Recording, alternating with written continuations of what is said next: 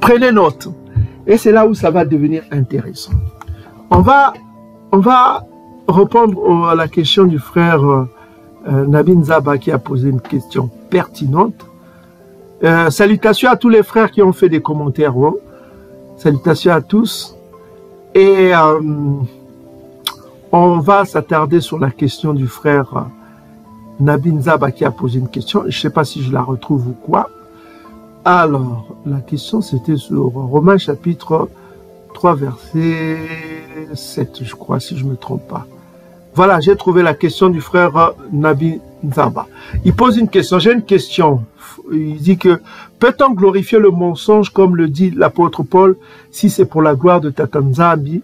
Romains chapitre 3 verset 7 par, et si par mon mensonge la vérité de Dieu éclate davantage pour sa gloire, suis-je moi-même encore jugé comme pécheur? Bon, peut-on juger un homme qui ment pour la gloire de Tata Nzambi comme pécheur? Donc, c'est un peu la question que l'apôtre Paul, les chrétiens du dimanche, je crois que c'est un Romain qui a écrit ça, on vient de le prouver que c'est l'œuvre d'un Romain. Donc, on va aller rapidement répondre à la question du frère qui rejoint un peu ce qu'on va donner comme explication sur l'apôtre Paul, la véritable nature de l'apôtre Paul.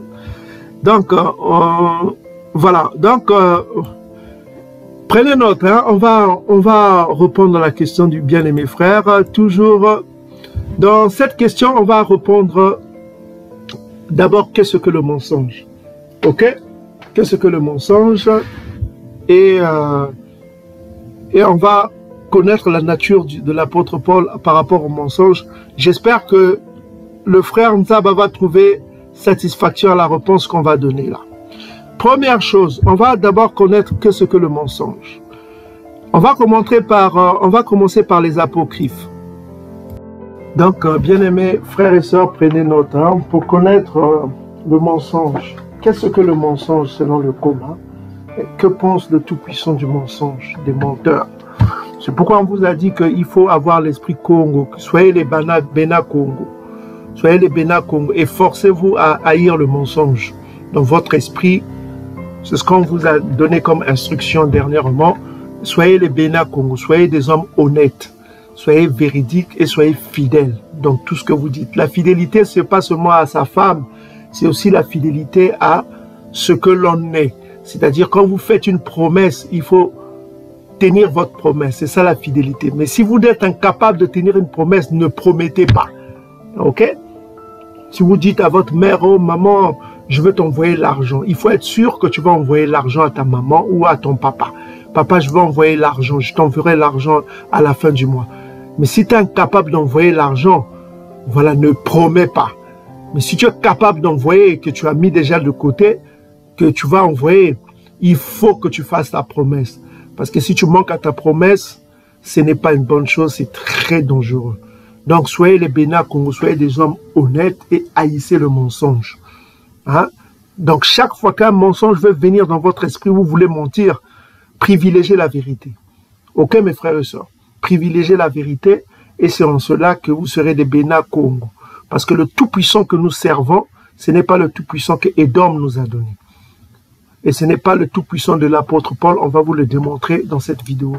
Qui était le Tout-Puissant? Que servait l'apôtre Paul? Hein? Qui était derrière l'esprit de l'apôtre Paul que vous voyez là? On va vous le démontrer dans cette vidéo. Prenez note parce que vous ne trouverez ce secret nulle part.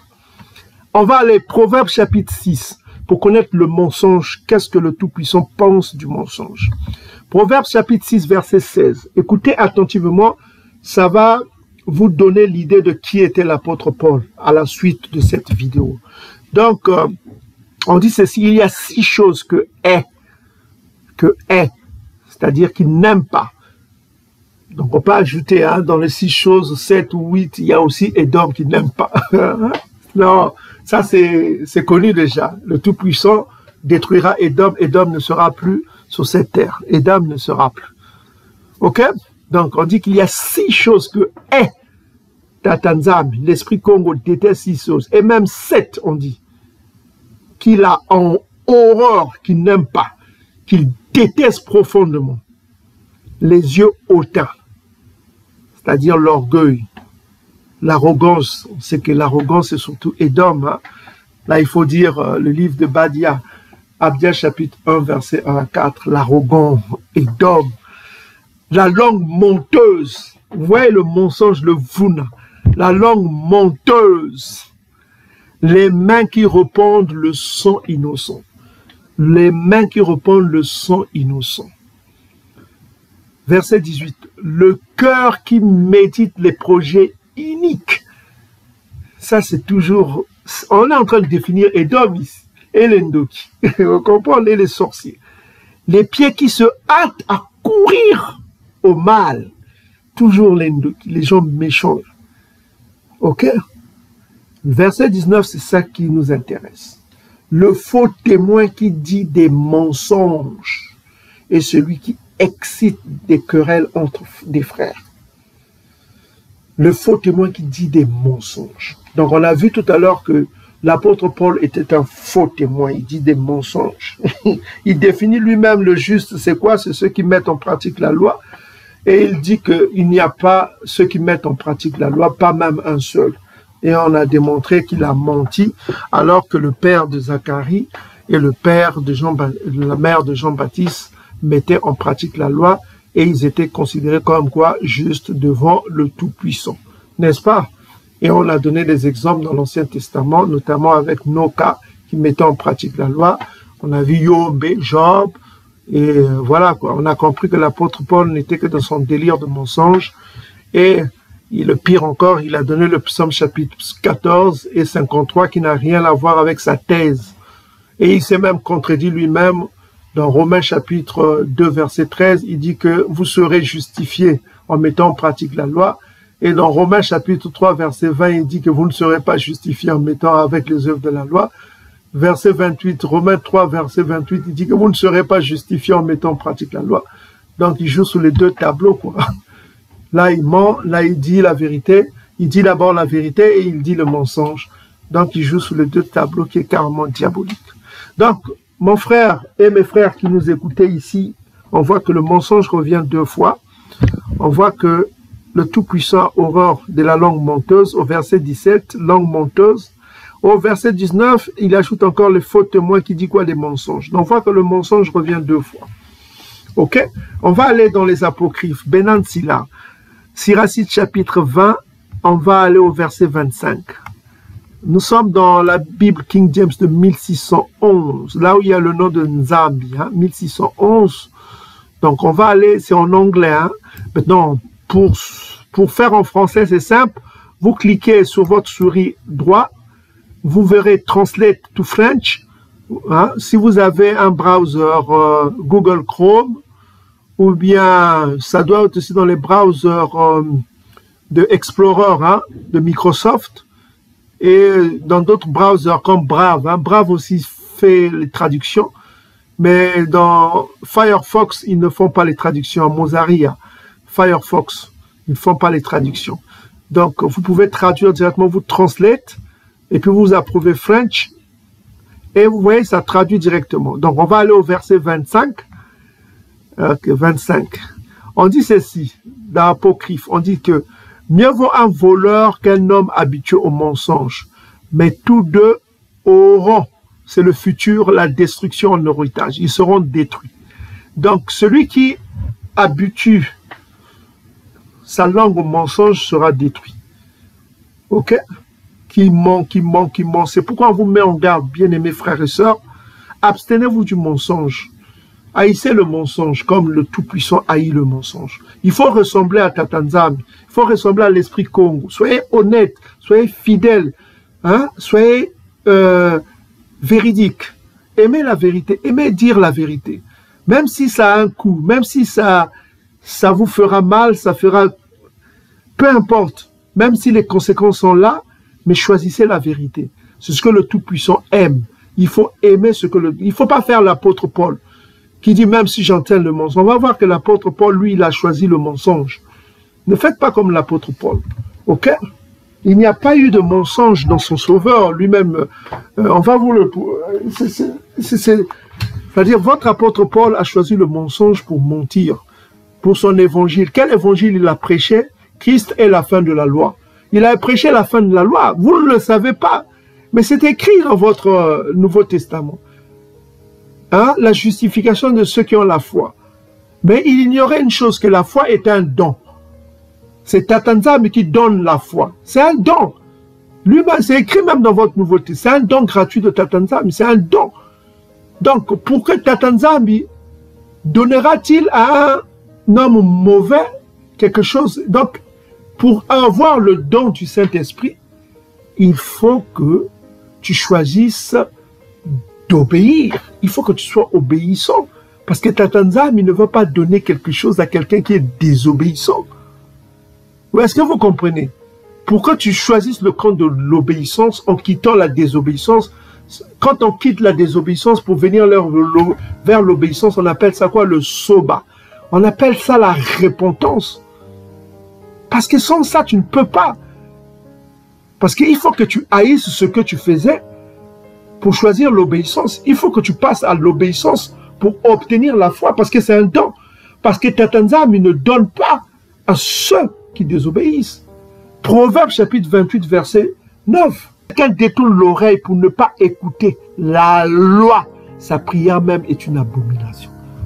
Imaginez-vous, si quelqu'un détourne l'oreille pour ne pas écouter la loi, sa prière même est une abomination. Mais croyez-vous que celui qui détourne son oreille, ça c'est juste écouter, pour ne pas mettre en pratique la loi, lui il obtiendra le don de la foi. N'est-ce pas dans votre propre Nouveau Testament, Jean chapitre 9, verset 31, il est écrit que Dieu n'exauce pas les prières de quoi? Des pécheurs, c'est-à-dire de ceux qui transgressent la loi.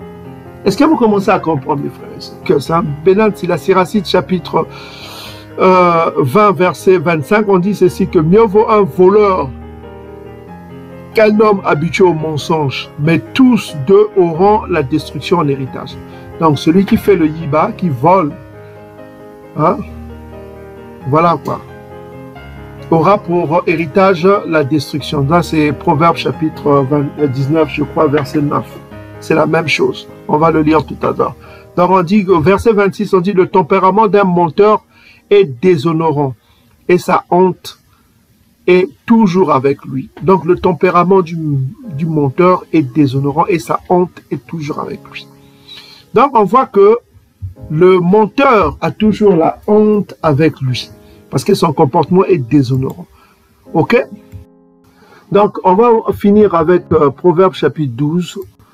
Ok, on va finir avec Proverbe chapitre 12. On va aller à partir de 19 à 22. Hein. On va prendre pour continuer, parce qu'on a vu que Tatanzambi déteste le mensonge, l'Esprit Congo déteste le mensonge, ceux qui pratiquent le Vuna, quoi. Comme l'apôtre Paul, l'apôtre des chrétiens du dimanche. Donc on est dans Proverbe chapitre 12, on va commencer 19. Hein. Donc on va un peu au 19. Oh. Non, on va prendre 22. Ok, on dit ceci. Proverbe chapitre 12, verset 22. Les lèvres fausses sont en horreur à Tatanzambi, à l'Esprit Congo, mais ceux qui agissent avec vérité lui sont agréables. Ok? Ok, donc voilà, lui sont agréables. Donc c'est ça qui est important. Maintenant, on va voir maintenant le sort des menteurs, hein, de l'apôtre Paul, qui est un gros menteur. On vient de le prouver. Gloire au Tout-Puissant. On vient de prouver que l'apôtre Paul est un gros menteur. Donc, Proverbe chapitre 19, verset 9, on dit quoi? Le faux témoin, l'apôtre Paul est un faux témoin, ne restera pas impuni. Celui qui dit des mensonges fera quoi? Périra, périra, périra. Celui qui dit des mensonges périra. Donc, on voit que le faux témoin ne restera pas impuni. Celui qui dit des mensonges périra. Donc, il ne faut pas choisir le camp du mensonge, il faut choisir le camp de la vérité. En un mot, on risque d'être désagréable au Tout-Puissant. Est-ce que le mensonge est bon ou le mensonge est vrai?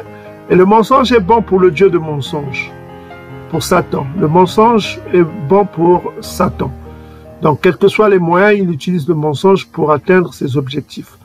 Or, l'évangile de Paul, c'est quoi? Ça se résume à Romains chapitre 10, verset 4. L'évangile de Paul, c'est quoi? Romains chapitre 10, verset 4.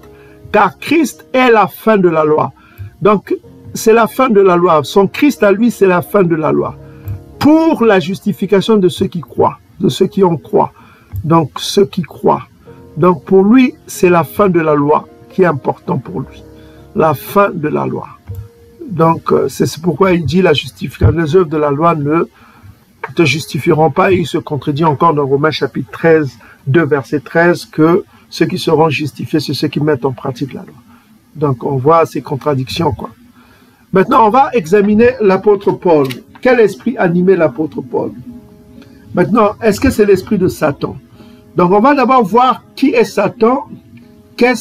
On va voir les trois caractères de Satan. Donc, on peut distinguer 3 caractères de Satan pour ne pas étendre. On va s'étendre à 3 parce que le chiffre 3 indique le corps, l'âme et l'esprit. N'est-ce pas? Le chiffre 3 est fondamental pour comprendre, connaître une personne. Donc, on va connaître les 3 caractéristiques de Satan. On a essayé de définir 3 caractéristiques. C'est que Satan est rusé, c'est le premier caractère de Satan. Il est rusé. Deuxième caractère de Satan, c'est qu'il se déguise. Troisième caractère de Satan, c'est qu'il est menteur. N'est-ce pas? Donc, on va voir les 3 caractères de Satan. Où est-ce qu'on les trouve? Et est-ce qu'on peut trouver ces 3 caractères chez l'apôtre Paul? L'apôtre Paul des chrétiens du dimanche. Si on trouve les 3 caractères de Satan chez l'apôtre Paul, conclusion, c'est que l'esprit qui animait l'apôtre Paul était l'esprit de qui? De Satan. N'est-ce pas? Hein, mes frères, on va pas s'étendre sur d'autres caractères de Satan. On va définir certainement dans d'autres vidéos. Certainement, on ne peut pas vous promettre parce que les promesses, on doit les tenir. Mais, quel que soit le temps, si vous attendez une promesse, il faut l'attendre. Si on vous promet quelque chose, on le fera toujours. Donc, laissez-nous parfois le temps. On a beaucoup de choses à faire et nous tenons vraiment à réaliser nos promesses. Donc, voilà. Donc, on va voir d'abord les 3 caractères de Satan et on va voir si les 3 caractères de Satan correspondent à l'esprit de Paul, l'apôtre Paul. N'est-ce pas? Donc, premier caractère de Satan, c'est qu'il est rusé. Où est-ce qu'on trouve que Satan est rusé? On va commencer par la Genèse chapitre 3 verset 1. Alors, le premier caractère de Satan, c'est qu'il est rusé. Alors, allant dans Genèse chapitre 3 verset 1, on dit ceci, Genèse chapitre 3 verset 1, le serpent, c'est-à-dire le serpent ancien, c'est Satan. Hein? Chapitre 3 verset 1, on dit ceci, le serpent était le plus rusé de tous les animaux des champs que l'esprit Congo avait fait. Et il dit à la femme, Dieu a-t-il réellement dit que vous ne mangerez point de tous les arbres du jardin? Donc le serpent est rusé. C'est rusé. Le serpent dont on parle dans votre Nouveau Testament, Apocalypse chapitre 12, je crois verset 9, on dit que c'est Satan dont on parle ici. C'est Satan. Dans votre Nouveau Testament, Apocalypse chapitre 12, verset 9. Donc Satan est rusé. On connaît qu'il est rusé. Maintenant, ça, c'est le premier caractère de Satan. Maintenant, on va voir, est-ce que l'apôtre Paul était rusé? On va voir le premier caractère de Satan, c'est qu'il est rusé. Donc, pour cela, on va aller voir 2 Corinthiens chapitre 12, verset 16, pour voir si l'apôtre Paul était rusé. Alors, on va aller, on a dit 3 caractères de Satan. On va aller dans 2 Corinthiens chapitre 12, verset 16. 2 Corinthiens chapitre 12, verset 16, la tromperie. C'est celui qui trompe, quoi. Un rusé, c'est celui qui trompe. C'est un trompeur. C'est un trompeur qui agit malicieusement, qui est sournois, qui est malin. Donc, on voit, c'est le trompeur, c'est la tromperie. Hein? C'est la tromperie, c'est l'astucieux, hein? Astucieux, tromperie. OK? Qui joue avec la tromperie. Est-ce que l'apôtre Paul était trompeur? Est-ce qu'il était sournois? Ok? Donc, dans 2 Corinthiens chapitre 12, verset 16, on va voir est-ce que l'apôtre Paul était rusé, était trompeur. Ok? Donc, 2 Corinthiens, prenez la note, hein, 2 Corinthiens chapitre 12, verset 16, on dit ceci. C'est lui qui parle, hein. Soit, je ne vous ai point, c'est l'apôtre Paul qui parle. Hein. Il parle aux Corinthiens, quoi. Voilà. Je ne vous ai point été à charge, mais en homme astucieux, hein, on vous a dit, je vous ai pris par ruse. Donc, il reconnaît lui-même qu'il était astucieux. Hein, astucieux, on a vu que astucieux, ça veut dire rusé. Hein? Ok? Astucieux, c'est rusé. C'est rusé. C'est rusé, n'est-ce pas? Hein? Alors, rusé, on a vu, rusé, c'est astucieux. Donc, astucieux et rusé. C'est rusé. Donc, l'apôtre Paul était un homme astucieux. Il était rusé. Un homme rusé. Lui-même reconnaît qu'il était un homme rusé. Donc, il a utilisé pour atteindre ses objectifs, il a utilisé la ruse. Maintenant, on va voir la ruse qu'il a utilisée, c'est dolos. Dolos, ça veut dire quoi? Mensonge. Donc, je vous ai pris par ruse. Est-ce tirer profit de vous, quelques-uns de vous, je les ai envoyés. Donc, il les a pris, il les a enseignés par la ruse. On va comprendre comment il a utilisé la ruse pour avoir ces gens-là, pour les amener vers son évangile. Donc, il a utilisé le mot dolos. Dolos, ça veut dire fraude, ruse, trompeuse, mensonge, habilité à tromperie, astuce. Vous voyez, toujours les qualités de quoi? De Satan. On voit, c'est le caractère de Satan. Donc, il a utilisé la ruse pour les avoir auprès de lui, pour prêcher son évangile, n'est-ce pas? Donc, ça, c'est le premier caractère de Satan, c'est qu'il est rusé. Et on a vu que l'apôtre Paul était un homme, lui-même dit que c'est un homme astucieux. Astucieux, ça veut dire rusé. Et il a pris ses fidèles par ruse. Il a utilisé la ruse pour les avoir. La ruse, c'est quoi? C'est dolos, c'est le mensonge. Il les a utilisé le mensonge, la fraude, la tromperie et le mensonge. Est-ce que vous commencez à comprendre? Donc, c'est pourquoi dans Romains chapitre... on lui reproche souvent, on a reproché à cet apôtre Paul son mensonge. Son mensonge, quoi. C'était un menteur, quoi. Et il a répondu à ses détracteurs en disant que si par mon mensonge, la vérité de Dieu éclate. Donc, il utilisait le mensonge. Il était reconnu comme un menteur. Ça, les chrétiens du dimanche ne le savent pas. Que leur apôtre Paul était un menteur. Ok? Il utilisait le mensonge pour attirer les gens vers son évangile. C'est pas vers la gloire de Tatanzam. Parce que la gloire de Tatanzam, ce n'est pas la fin de la loi. Et son sauveur, Christ, qui dit là, il n'a pas prêché la fin de la loi. Matthieu chapitre 5, verset 17 à 19. Tant que le ciel est là, tout ça comme ça, la loi, même pas un seul liotel, la loi ne passera pas. Ça, c'est les mots de son propre Christ. Mais on l'a déjà démontré dans la vidéo. Allez voir notre vidéo que nous avons donnée. Hein. Même son propre Christ lui dit que pour être sauvé, il faut revenir à la loi mosaïque. Il faut respecter la... Si tu veux entrer dans la vie, dans Matthieu chapitre 19, versets 16 à 19, si tu veux rentrer dans la vie, si tu veux avoir la vie éternelle, observe les lois mosaïques. C'est bien précisé. On a cité les lois mosaïques. N'est-ce pas? Les lois mosaïques, c'est ça que tu dois observer pour avoir la vie éternelle. C'est ce qu'il a dit au jeune homme. On l'a déjà démontré dernièrement. La loi mosaïque, observe la loi mosaïque si tu veux entrer dans la vie. Garde les commandements. N'est-ce pas? C'est ça le prix que vous devez payer pour rentrer dans le royaume. Observer la loi mosaïque, c'est ce que son propre Christ a dit. Donc vous voyez qu'il les a pris par ruse pour prêcher quoi? Christ est la fin de la loi. C'est ce que les chrétiens du dimanche ne comprennent pas. L'apôtre Paul prêche la fin de la loi. C'est pourquoi je vous dis que c'est très satanique. Et on apprend ici que le caractère de Satan, on vous a dit qu'il y en a 3. Premier caractère, c'est que Satan est rusé. On apprend ici que l'apôtre Paul est quoi? Rusé. Astucieux, c'est synonyme de rusé. Il dit qu'il est un homme astucieux. Et je vous ai pris par ruse. Il définit l'astucieux, c'est quoi? Il les a attirés par la ruse.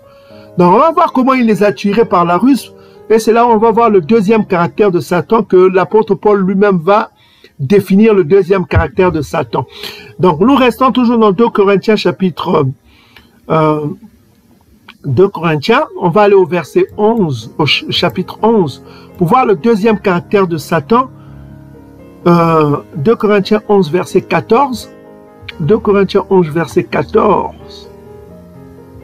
On dit que le deuxième caractère de Satan qu'on apprend ici, et cela n'est pas étonnant puisque Satan lui-même se déguise en ange de lumière.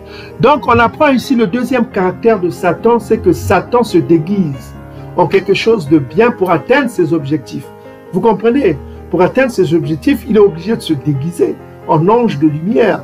Parce que son objectif, c'est quoi? C'est amener les gens vers le mensonge. On a vu, hein, devant devant Ève, ce qu'il a, il a dit que voilà, voilà comment il s'est comporté devant Ève.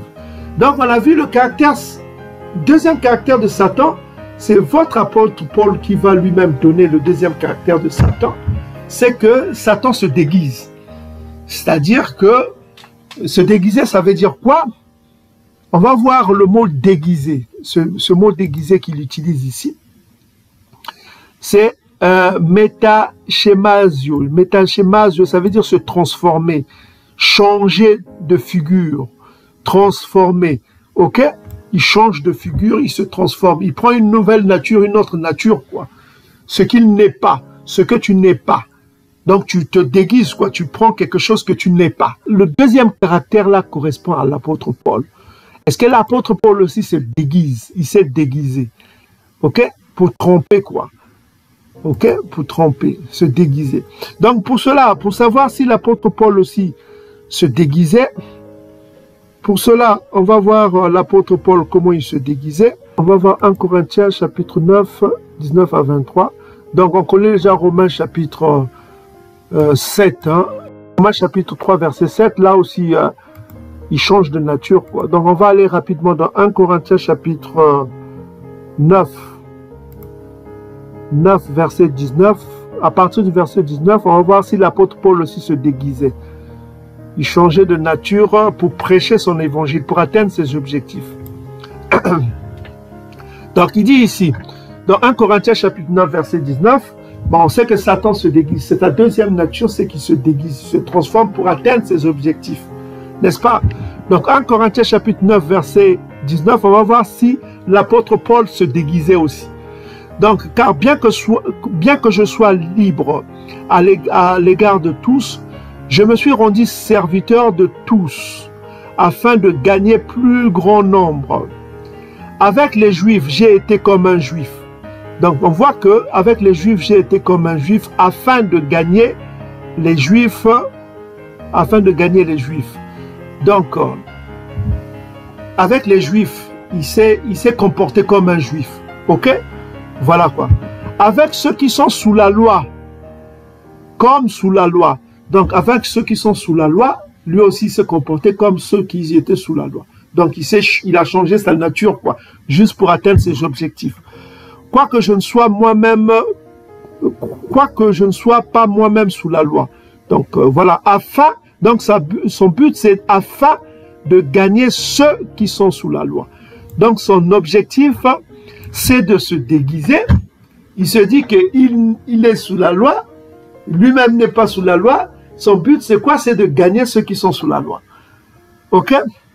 Verset 21. Avec ceux qui sont sans la loi, comme sans la loi, que je ne sois point sans la loi de Dieu, étant sous la loi de Christ, afin de gagner ceux qui sont sans la loi. Maintenant, il continue au verset 22. J'ai été faible avec les faibles, afin de gagner les faibles. Je me suis fait. Donc ça, c'est une transformation. Je me suis fait tout à tous, afin d'en sauver de toute manière quelques-uns. Donc, il s'est fait tous à tous. Donc, on peut prétendre que avec les homosexuels, il s'est comporté comme un homosexuel afin de gagner les homosexuels. Vous comprenez un peu cette philosophie en disant ici que je me suis fait tout à tous afin d'en sauver de toute manière quelques-uns. Donc, son but, j'ai fait tout à cause de l'évangile afin d'y avoir part. Donc, son but, c'est son évangile. Quel évangile il a prêché? Christ est la fin de la loi. C'est ça son objectif. Donc, il s'est comporté en se déguisant de plusieurs manières. Il conclut même que je me suis fait tout à tous. Donc, il s'est déguisé, quoi, juste afin de gagner les âmes. Donc, il s'est déguisé en sans la loi. Pourtant, lui-même, il n'était pas dans sa nature. Est-ce que vous commencez à comprendre? Il s'est déguisé. C'est-à-dire que le verbe s'est déguisé, ça veut dire il s'est caché, il s'est composé, il s'est dissimulé, quoi. Afin de prêcher son évangile qui est Christ est la fin de la loi. Donc, il s'est comporté. Donc, avec les homosexuels, il s'est sûrement comporté en homosexuel. afin de gagner les homosexuels. Il est rentré dans les milieux des gays et en se disant, oh, je suis gay, voilà, les homosexuels, voilà, je vous prêche, Christ est la fin de la loi, donc la loi, ce n'est pas important, vous pouvez être gay, mais du moment où vous avez la foi. Parce que la fin de la loi dit quoi? Que c'est une abomination d'être homosexuel. Ça, c'est la loi. Mais il est pour la fin de la loi, parce qu'il n'est pas sous la loi, c'est ce qu'il lui-même dit. Il n'est pas sous la loi, son Christ à lui est la fin de la loi. Est-ce que vous commencez à comprendre? Donc, on voit ici, dans 1 Corinthiens chapitre 9, ce mec qui se prétend Paul, il se déguisait afin de gagner les faibles, afin de gagner, de sauver certains hommes. Vous pouvez lire chez vous, hein, c'est fait tout à cause de l'évangile, afin de prêcher son évangile. Christ est la fin de la loi, quoi. Donc il s'est fait tout, il s'est fait sans la loi, avec ceux qui sont sous la loi, etc., etc. Il s'est transformé. Donc ça, c'est le deuxième caractéristique de Paul qu'on vient de voir ici dans le coma. Ok? Maintenant, on va voir la troisième caractéristique de Paul, c'est qu'il était, troisième caractéristique de Satan, c'est quoi? On va voir dans Jean chapitre 4, verset 44. Jean chapitre 8, verset 44. Troisième caractéristique de Satan. Dernière caractéristique de Satan, c'est qu'il est menteur. Ok? Jean chapitre 8, verset 44, c'est juste l'écho de Genèse chapitre 3. On va voir ça. Donc, Genèse chapitre 3, verset 3 à 7. On va revenir sur ça pour voir le caractère de Satan. Donc, on dit ici, dans Yochanan, Jean chapitre 8, verset 40, dans votre Nouveau Testament, on dit quoi? Troisième caractéristique de Satan, on voit ici dans votre Nouveau Testament, on dit quoi? Vous avez pour père le diable, vous voulez accomplir les désirs de votre père, car il a été meurtrier. Donc, il est meurtrier dès le commencement. On apprend que l'apôtre Paul était meurtrier. Ok? L'apôtre Paul était meurtrier. Donc, dans votre propre Nouveau Testament, ok? Voilà. Les désirs de votre père, il a été meurtrier dès le commencement. Il ne se tient pas dans la vérité. L'apôtre Paul aussi ne se tient pas dans la vérité. Il ne demeure. Se tenir, ça veut dire demeurer. Hein? Il ne demeure pas. Il choisit le mensonge juste pour prêcher son évangile. On l'a vu d'ailleurs avec Romains chapitre 3, verset 7. Là où il dit, si c'est pour la gloire de son Dieu, parce que ce n'est pas pour le Dieu de la vérité, parce que le Dieu de la vérité, on vient de le lire tout à l'heure, dans Proverbes chapitre 6, verset 16 à plus, on voit que le Dieu de la vérité n'aime pas, il déteste le mensonge. Donc on ne croit pas que c'est le Dieu de la vérité pour la gloire du Dieu Congo. Le Dieu Congo c'est la vérité, ce n'est pas pour la gloire du Dieu Congo. Le Dieu Congo déteste la vérité. Donc il n'a pas prêché Congo, mais c'est le Dieu du mensonge. Ok? Donc il a été meurtrier, l'apôtre Paul était meurtrier, c'est lui qui a été à l'origine de la mort de votre Étienne. Il ne se tient pas dans la vérité. On voit que l'apôtre Paul ne se tient pas dans la vérité parce qu'il choisit le mensonge, il choisit le déguisement, ok, pour prêcher son évangile. Et il choisit même la tromperie. Il a prouvé tout à l'heure la fraude, la tromperie, dolos, pour prêcher son évangile. Et on va revenir sur dolos là, sur la tromperie. Donc, il n'y a pas de vérité en lui.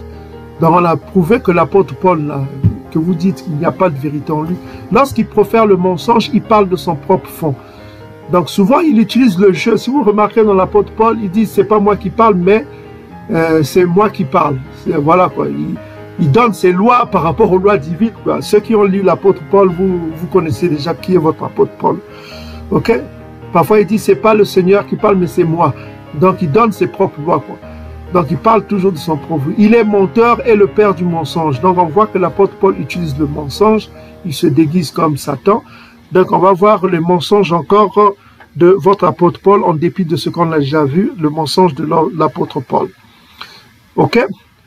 Donc voilà, on va voir le mensonge maintenant de l'apôtre Paul, dans voir qu'il il est menteur. Il est menteur. Ok? Donc on va voir ceci. Donc, on l'a déjà vu tout à l'heure, on revient encore dans voir qu'il était rusé et menteur. Dans 2 Corinthiens, on revient dans 2 Corinthiens chapitre pour voir le mensonge de votre apôtre Paul. Regardez attentivement. Prenez vos Bibles, on va voir qu'il était menteur. Donc c'est là où on va voir le mensonge. Lui-même, il va prouver qu'il est menteur. C'est pourquoi je vous dis que cette vidéo, vous ne la trouverez nulle part. Bon, maintenant, regardez le mensonge de votre apôtre Paul. Alors, revenons dans 2 Corinthiens chapitre 12. On revient encore de 2 Corinthiens chapitre 12. Le point était à charge. Mais en homme astucieux. Astucieux, ça veut dire rusé. Trompeur, quoi. En homme trompeur, astucieux. Trompeur, quoi. Je vous ai pris par ruse. Donc, il les a pris. Il a pris ses disciples-là par ruse. OK? C'est pourquoi la ruse qu'il a utilisée, en se transformant, on a vu tout à l'heure, il se transformait, quoi, juste pour les attirer vers l'évangile, quoi. Il se faisait passer pour quelqu'un d'autre, juste pour attirer ses disciples. OK? Donc, il a utilisé la ruse pour prêcher son évangile. Il les a pris par ruse. OK? Ai-je tiré du profit de vous par quelqu'un de ceux qui je vous ai envoyé? Donc, tout cela, blablabla, blablabla, blablabla. Bon, il a utilisé la ruse dont il a dit que si par mon mensonge, la vérité est glorifiée, suis-je pécheur? Donc, Romains chapitre 3, que le frère Nzaba a posé sa question. Donc, frère Nzaba, prend note et tous ceux qui nous écoutent, prenez note. Donc, on voit ici que il dit lui-même qu'il les a pris par ruse. Le ruse ici, c'est quoi? Le mot qu'il utilise, c'est dolos. Donc, dolos, on va voir le mot dolos là. Dolos, strong concordance. Donc, le Koiné qu'il utilise, c'est 1388. Donc, on voit que l'apôtre Paul a pris ses disciples par ruse. Un homme astucieux. C'est un homme astucieux, c'est-à-dire rusé. Lui-même, il dit qu'il est un homme astucieux et qu'il a pris ses disciples par ruse. Il a utilisé quoi? La ruse. Le mot utilisé par ruse, c'est dolos. Donc, le mot dolos, c'est le Koiné G1388. Donc, ça, c'est le troisième aspect de Satan. C'est-à-dire qu'il est menteur. Donc, dolos, ici, comme vous pouvez le voir, c'est habilité, duperie, tromperie, ruse. C'est par tromperie, ruse. OK? Dans les traductions, on donne comme fraude, trompeuse, mensonge. OK? Dans d'autres traductions, on donne mensonge, ruse, fraude, trompeuse, mensonge. Donc, tout cela caractérise Satan. Maintenant, on va voir les versets utilisés par dolos. Là, vous verrez que c'est en majorité que des versets négatifs. Maintenant, on va s'attarder sur Actes des Apôtres, chapitre 13, verset 10. Qu'est-ce que pensent de ceux qui utilisent la ruse? Qu'est-ce que votre propre Nouveau Testament pense de ceux qui utilisent la ruse pour atteindre leur objectif? On dit ici dans Actes chapitre 13, verset 10, on dit de ceux qui utilisent la ruse, on dit quoi? Homme plein de doutes, espèce de ruse, de dolos, OK? Et de fraude, fils du diable, ennemi de toute justice, ne cesseras-tu point de pervertir les voies droites de ta Nzambi? Donc, ceux qui utilisent la ruse, c'est-à-dire la tromperie, la dolos, on les appelle fils du diable, OK? Dans votre propre Nouveau Testament, OK? Dans votre propre Nouveau Testament, on dit que ceux qui utilisent la ruse comme espèce de ruse, dolos, on les appelle fils du diable. Est-ce que vous comprenez? Dans votre propre Nouveau Testament, hein, dolos. Ceux qui utilisent dolos, c'est-à-dire la ruse, sont considérés, la fraude et de fraude, sont considérés fils du diable. Et l'apôtre Paul reconnaît qu'il était rusé, astucieux, ça veut dire rusé, et qu'il a pris ses disciples de Corinthiens, tout ça comme ça, c'est par la ruse. Il a utilisé ce qu'on appelle la ruse. Et cette ruse-là, c'est par son mensonge qu'il prêchait, qui, pour lui, il estimait que c'est pour la gloire de son Dieu. OK? Donc, on a affaire ici à quelqu'un qui aimait le mensonge, qui utilisait la tromperie, parce qu'il se déguisait, hein, avec ceux qui étaient sous la loi, il se déguisait. On vient de le lire dans 1 Corinthiens chapitre 9. Donc, on voit tous les caractéristiques de Satan. Il utilise la ruse, le mensonge. On voit? Vous comprenez? Et qu'est-ce qu'on apprend dans Actes des Apôtres chapitre 13, verset 10? Ceux qui utilisent le dolos, on les appelle fils du diable. fils du diable. Ok? Ok? Donc, voilà. On voit encore d'autres écritures, notamment ceux qui utilisent... maintenant, on voit dans 1 Thessaloniciens chapitre 2, verset 3, Dolos, c'est l'apôtre Paul qui parle. Il dit, car notre prédication ne repose ni sur l'erreur, ni sur les motifs impurs, ni sur la fraude, Dolos. Alors qu'il ment là, il ment que sa prédication ne se repose pas sur le Dolos, sur la fraude. Donc on voit qu'il a menti. Dans 1 Thessaloniciens chapitre 2, verset 3, on voit que sa prédiction, il a utilisé le Dolos. Mais ici, dans 1 Thessaloniciens chapitre 2, verset 3, il prétend dire qu'il n'a pas utilisé le Dolos. Alors qu'on voit que dans lui-même, de sa propre bouche, il a pris ses disciples par le Dolos, c'est-à-dire par la ruse, la tromperie et la duperie. Il a utilisé la ruse pour les atteindre. Il était un homme astucieux lui-même, un homme astucieux, c'est-à-dire rusé, c'est-à-dire dolos, c'est-à-dire rusé, c'est-à-dire que trompeur. Un homme astucieux, ça veut dire trompeur. Votre apôtre Paul était un trompeur. Il a utilisé la duperie, la ruse pour atteindre ses objectifs. Quel objectif? Que la fin de la loi. Est-ce que vous commencez à comprendre la fin du commandement, de garder les commandements? Est-ce que vous commencez à comprendre la perversion de votre apôtre Paul? C'est pourquoi, dans notre vidéo, on a dit que les pasteurs seront rejetés. Pourquoi? Parce qu'ils ont choisi la voie du mensonge de l'apôtre Paul. Parce que l'apôtre Paul était un menteur. C'était un menteur, c'était un homme astucieux. Lui-même le dit, c'est-à-dire astucieux, ça veut dire quoi? C'est un homme rusé, c'est un homme trompeur. La ruse, c'est la tromperie. La ruse, c'est la duperie. Est-ce que vous commencez à comprendre? C'est un homme trompeur. Lui-même dit que je suis un homme astucieux. Lui-même le reconnaît que c'est un homme astucieux, c'est un trompeur. Il utilise la ruse, la tromperie pour atteindre ses objectifs. Est-ce que vous commencez à comprendre, mes frères et sœurs? Et c'est là où c'est dangereux. Parce qu'il utilise les méthodes que déteste Tatanzang. Donc il a fait tout pour le tout. Ok, il s'est déguisé en tout. Et c'est là où c'est dangereux. Que dit 1 Pierre chapitre 2 verset 21 à 22. Donc on voit que l'apôtre Paul a menti. Il a dit que car notre production ne repose ni sur l'erreur, ni sur les motifs, ni sur la fraude. Le mot utilisé par fraude ici, c'est quoi? C'est dolos, c'est la ruse. Mais sa prédication était reposée sur la ruse. Il a utilisé la ruse, non? On vient de le voir, mes frères et sœurs. Il a utilisé la tromperie, le mensonge. Mais dans 1 Thessaloniciens chapitre 2, verset 3, il se défend en mentant encore, il ment encore que notre prédication ne se repose ni sur l'erreur, ni sur la fraude. Mais c'est du mensonge, mes frères et sœurs. Est-ce que vous commencez à comprendre? C'est pourquoi les chrétiens du dimanche ont choisi le mensonge. C'est l'esprit que Paul est venu avec, c'est un esprit de ruse, d'astuce et de tromperie. C'est la tromperie, l'apôtre Paul. Si on résumait, l'apôtre Paul, c'est le christianisme, c'est Édom, quoi. C'est la tromperie. C'est la tromperie. C'est pourquoi vous devez choisir. Soit vous êtes avec votre apôtre Paul, soit vous êtes avec l'archange Congo. Parce que l'archange Congo, c'est la vérité, c'est l'honnêteté, c'est la fidélité. Or, Paul, on vient de le voir, c'est quoi? C'est la ruse, la tromperie, le déguisement, hein? la fraude. Est-ce que vous commencez à comprendre la différence? L'esprit qui a animé l'apôtre Paul, là, c'est le mensonge.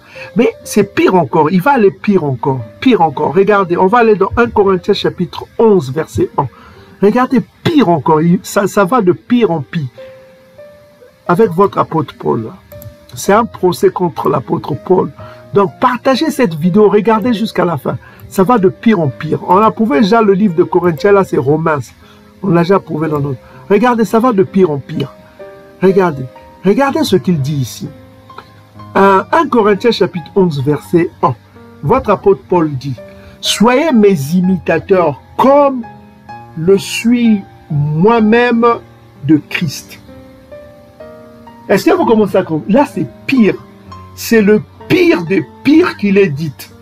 c'est le pire de pire qu'il édite. Regardez attentivement, écoutez attentivement. Il dit que soyez mes imitateurs comme je le suis moi-même de Christ. Donc, il prétend qu'il est imitateur de Christ. Mais là, on va voir il dit vraiment la vérité. On va prendre l'autre Pierre. On va prendre Pierre, 1 Pierre chapitre 2, verset 21.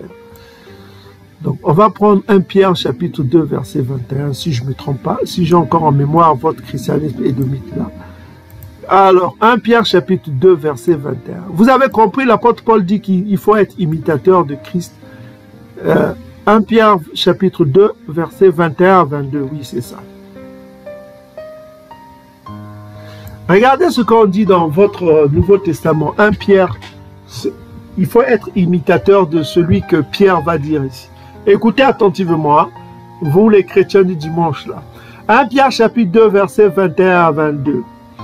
Et cela vous a été appelé parce que Christ aussi a souffert pour vous en vous laissant un exemple, donc imitateur, quoi, un exemple, donc c'est un exemple à suivre, quoi, afin que vous suiviez ses traces. Donc c'est pourquoi l'apôtre Paul vous a dit que soyez imitateur. Maintenant on va voir au verset 22, ce qui est intéressant, c'est le verset 22. Lui qui n'a point commis quoi de péché, et dans la bouche duquel n'est point trouvé de fraude. Donc, dans la bouche de Christ, là, on n'a pas trouvé quoi de fraude, de tromperie. Ça, on reviendra à ça plus tard. Mais on s'arrête d'abord là. Quel est le mot utilisé par tromperie ici de fraude? Dolos, qui veut dire quoi? Ruse, trompeuse, mensonge. Congo.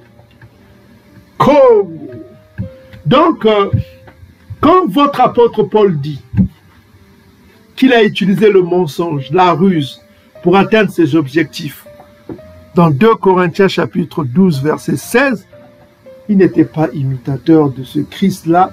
Dans la bouche, on n'a pas trouvé de dolos, de ruse, de fraude, de tromperie. Est-ce que vous commencez à comprendre? Il est menteur.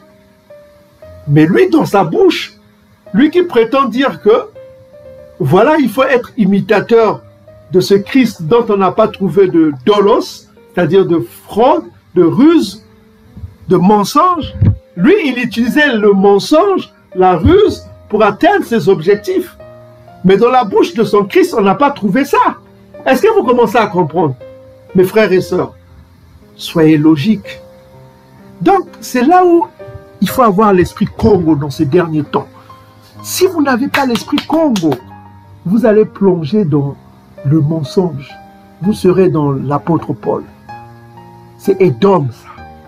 Est-ce que vous commencez à comprendre que donnez cette vidéo à vos pasteurs. Donnez-leur la vidéo. C'est pourquoi on vous dit que examinez les mots en Kwane, là. Comment ils ont écrit ça en Kwane.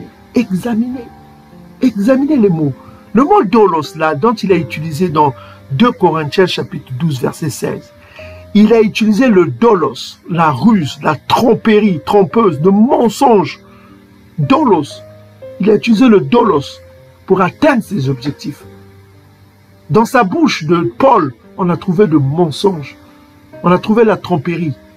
On a trouvé cela. Mais dans la bouche de son Christ, on n'a pas trouvé cela. Est-ce que vous croyez qu'il était imitateur de ce Christ-là? Je pose la question aux chrétiens du dimanche, tel qu'il le dit. Est-ce que vous croyez qu'il était imitateur de celui qu'on n'a pas trouvé de dolos? Parce que dans son Christ, là, on n'a pas trouvé de tromperie, de mensonge. C'est ce que dit votre Pierre ici, hein? Dans votre Nouveau Testament. Mais votre apôtre Paul, il a utilisé le dolos pour atteindre ses objectifs. 2 Corinthiens chapitre 12 verset 16. Il a utilisé la ruse, le mensonge. Dolos c'est quoi? Ruse, fraude, mensonge.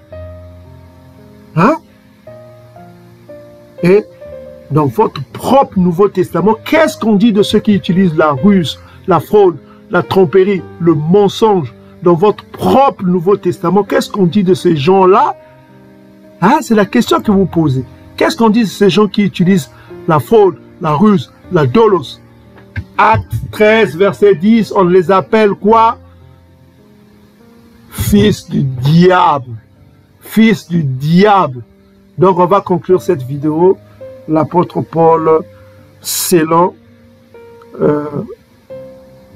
votre christianisme édomite, selon Actes des Apôtres, il était fils du diable.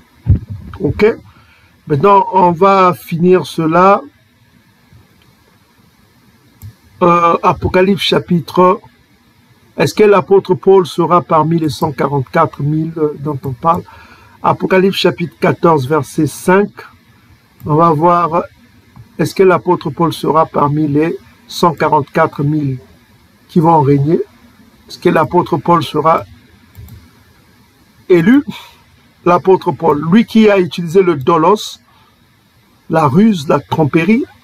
Alors, Apocalypse, le dernier livre de la Bible, Apocalypse chapitre 14, vous connaissez, je regardais l'agneau, ça c'est les chrétiens qui connaissent ça, Mont Sion, avec 144 000 personnes, les 144 000.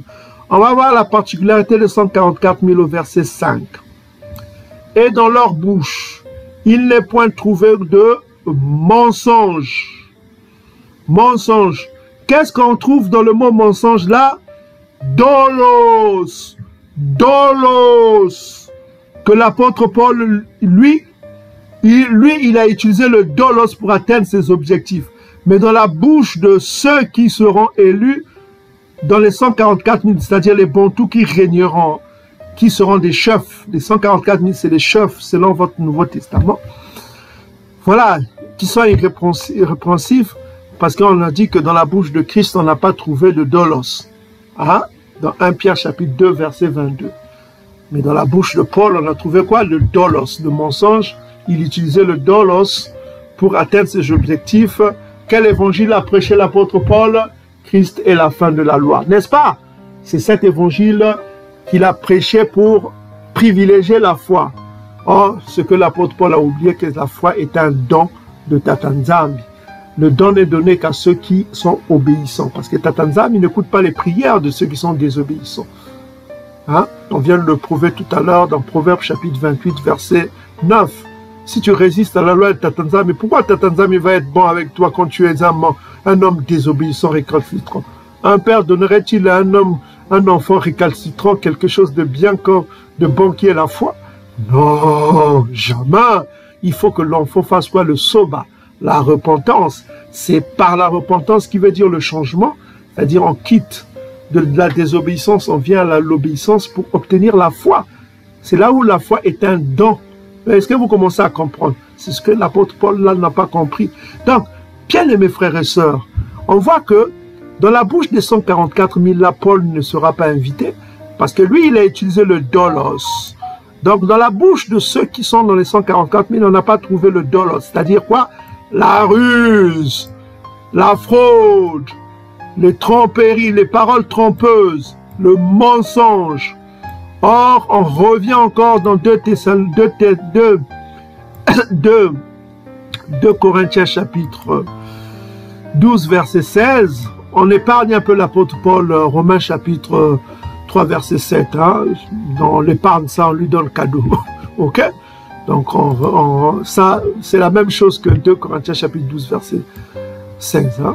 Donc, ceux qui connaissent ça, dans 2 Corinthiens chapitre 12, verset 16, donc 12, verset 16, ça c'est votre apôtre Paul qui dit « Soit je ne vous ai pas été à charge, mais en homme astucieux », c'est-à-dire astucieux, ça veut dire rusé, selon la traduction. Je dis bien, selon la traduction qu'on donne ici, je vous ai pris par, c'est quoi la ruse? Le dolos. Il a utilisé la ruse, le dolos. On a vu que sa ruse se faisait comment? En se transformant, en se déguisant. Il se déguisait cet apôtre, comme Satan se déguise, lui aussi se déguisait. 1 Corinthiens chapitre 9, versets 19 à 23. Il avait tous les caractéristiques de Satan. Il était rusé, il se déguisait et il aimait le mensonge. Donc, Belouk à tous ceux qui ont suivi, à tous ceux qui sont ici présents, partagez ces vidéos-là, partagez autant que vous pouvez. Ok? partagez-les pour que le peuple se réveille. Parce que nous sommes au temps où Nabi Daniela avait dit que la connaissance augmente. Donc Edom a peur de nous, la connaissance augmente effectivement. On commence à connaître qui était l'apôtre Paul. Ce n'était que Edom qui était derrière ces écrits-là. On vient de le prouver dans son ignorance du psaume chapitre 14 et le psaume 53. C'est vraiment, c'est le béaba quoi, de ceux qui apprennent le commun. Le psaume chapitre 14, il cite le psaume 14 pour justifier le juste. Donc vous voyez la bassesse de celui qui a écrit Romains chapitre 3. Donc, que Yakongo, que Tatanzabi, le Père suprême, soit glorifié, soit honoré de tout ce qu'il nous a révélé. À lui seul, le Père, soit l'honneur, la gloire et la puissance. Et que le règne soit à l'archange Congo, l'exécuteur de Tatanza bientôt, qui va bientôt se manifester dans un temps de détresse, pas dans un temps de paix et sûreté, comme l'apôtre Paul vous l'a dit, hein, dans son mensonge. C'est un temps de grande détresse que l'archange Congo rassemble son peuple, qui réveille le peuple bantou, que l'archange Congo règne avec son peuple. Beloukas, tous les frères et sœurs, soyez bénis. C'est la joie. Et salam. Que les bantous règnent pour l'éternité.